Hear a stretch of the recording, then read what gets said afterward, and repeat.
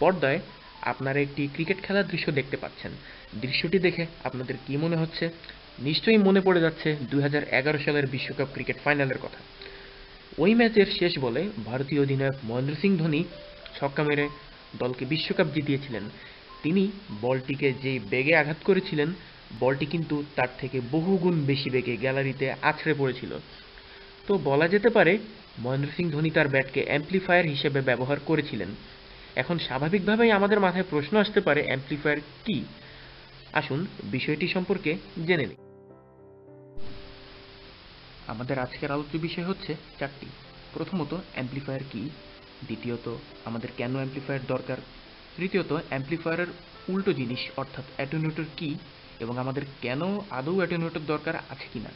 এবং সবশেষে গুরুত্বপূর্ণ বিষয়, ট্রান্সফরমার এবং ট্রানজিস্টর দুটোই অ্যাম্প্লিফাই করতে পারে, কিন্তু তারপরেও আমরা কেন ট্রানজিস্টর ব্যবহার করব? চলুন আলোচনা শুরু করা যাক। প্রথমেই যে বিষয়টা জানা প্রয়োজন সেটা হচ্ছে অ্যাম্প্লিফায়ার কি। অ্যাম্প্লিফাই শব্দটার অর্থ হচ্ছে কোনো রাশির মান বৃদ্ধি করা। তো যে যন্ত্রের সাহায্যে আমরা কোনো রাশির মান বৃদ্ধি করতে পারবো সেটাকে অ্যাম্প্লিফায়ার বলে। এবার তাহলে ব্যাপারটা একটা বাস্তব উদাহরণের সাহায্যে দেখে নেওয়া যাক। ধরা যাক একজন শিক্ষক শ্রেণীকক্ষে পাঠদান করছেন। তো তিনি চাচ্ছেন যে তার কথা সবার পেছনের বেঞ্চে বসে থাকা ছাত্রের কানেও যাতে ভালো মতো পৌঁছায়। তো এক্ষেত্রে তিনি কি করতে পারেন? আপনারা সবাই বলবেন তিনি মাইক্রোফোন ব্যবহার করতে পারেন, যা চিত্রে দেখা যাচ্ছে। তো এই যে মাইক্রোফোন, এটা কিন্তু আসলে অ্যাম্প্লিফায়ারের বাস্তব উদাহরণ, যার সাহায্যে শিক্ষকের কথা বহুগুণে বিবর্তিত হয়ে ছাত্রের কানে পৌঁছাচ্ছে।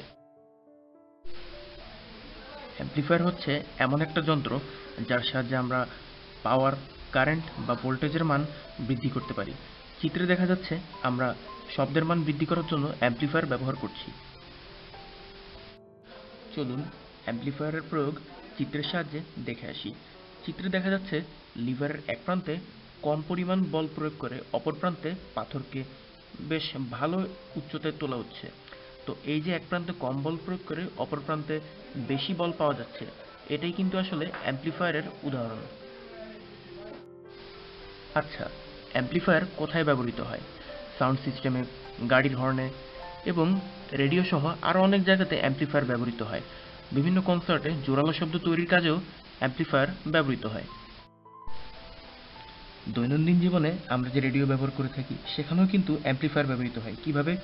রেডিওর মাধ্যমে অনেক দূরে সিগন্যাল পাঠিয়ে থাকি। তো প্রথমে প্রেরক যন্ত্রের মাধ্যমে যে সিগন্যাল পাঠানো হয় সেটাকে অ্যাম্প্লিফাই করা হয়। তারপর সেই অ্যাম্প্লিফাইড সাউন্ডটাই আমরা গ্রাহক যন্ত্রের মাধ্যমে শুনে থাকি। আচ্ছা, এতক্ষণ তো অ্যাম্প্লিফায়ার সম্পর্কে অনেক কিছুই বলা হলো। এবারে আমরা আমাদের আলোচনার দ্বিতীয় টপিক শুরু করতে যাচ্ছি, অ্যাটেনুয়েটর। আচ্ছা, সবসময় কি আমাদের কোনো রাশির মান বৃদ্ধি করা দরকার? এমন কি হতে পারে না যে আমাদের একটা রাশির মান কমানো দরকার হতে পারে? হ্যাঁ। তো কোনো রাশির মান কমানোর যে প্রক্রিয়াটা ওটাকে আমরা বলবো অ্যাটেনুয়েশন। সোজা কথায় বলতে গেলে অ্যাম্প্লিফায়ারের যে উল্টো কাজ সেটা অ্যাটেনুয়েটরের মাধ্যমে করা হবে। আর এই যে অ্যাম্প্লিফিকেশনের যে পুরো প্রক্রিয়াটা, এই প্রক্রিয়াটাকে যদি আমরা উল্টে দেই তাহলেই আমরা সেটাকে অ্যাটেনুয়েশন বলতে পারি। একটু আগে যে অ্যাটেনুয়েটরের ব্যাপারটা আলোচনা করা হয়েছে সেটা একটি বাস্তব উদাহরণের সাহায্যে দেখাতে চাচ্ছি।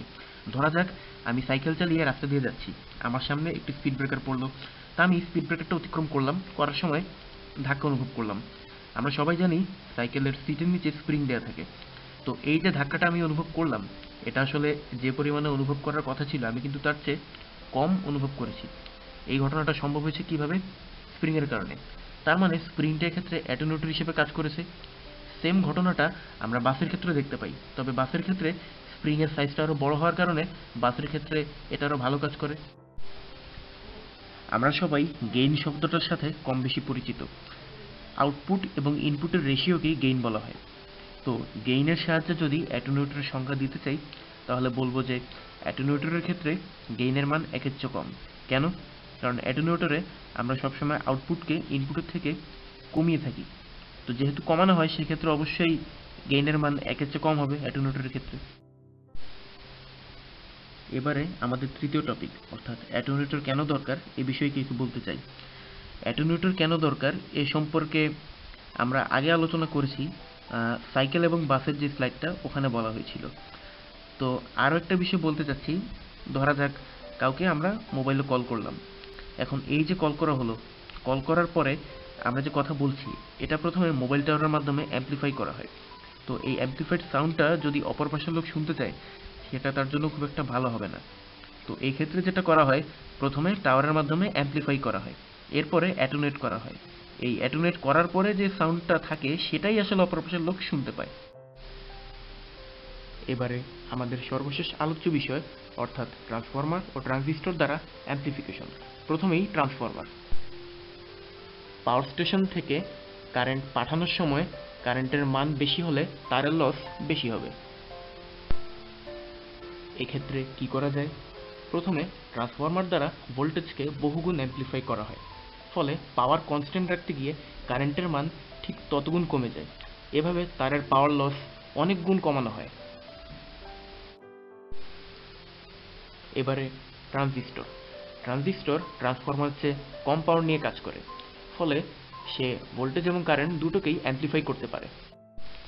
আলোচনা সূত্রে এখন একটি প্রশ্ন চলেই আসে, ট্রান্সফরমার দিয়ে অ্যামপ্লিফাই করা সত্ত্বেও আমরা কেন ট্রানজিস্টর ব্যবহার করব? উত্তরটা খুবই সহজ। ট্রান্সফরমার আমরা ব্যবহার করব যেখানে ভোল্টেজ ও কারেন্টের মান খুবই বেশি। অন্যদিকে ট্রানজিস্টর আমরা ব্যবহার করব ইলেকট্রনিক সার্কিটে যেখানে ভোল্টেজ ও কারেন্টের মান খুবই সামান্য, মিলি এককে। অর্থাৎ সিগন্যালের মানের উপর নির্ধারণ করেই আমরা সিদ্ধান্ত নেব আমরা কোথায় ট্রানজিস্টর ব্যবহার করব এবং কোথায় ট্রান্সফরমার ব্যবহার করব। আচ্ছা, এতক্ষণ তো অ্যামপ্লিফায়ার ও অ্যাটেনুয়েটর সম্পর্কে আমরা অনেক কিছুই জানলাম। এখন একটু ভাবুন তো, আমরা আমাদের দৈনন্দিন জীবনে এমন কি কি যন্ত্র ব্যবহার করে থাকি যা অ্যামপ্লিফায়ার বা অ্যাটেনুয়েটর হিসেবে কাজ করে?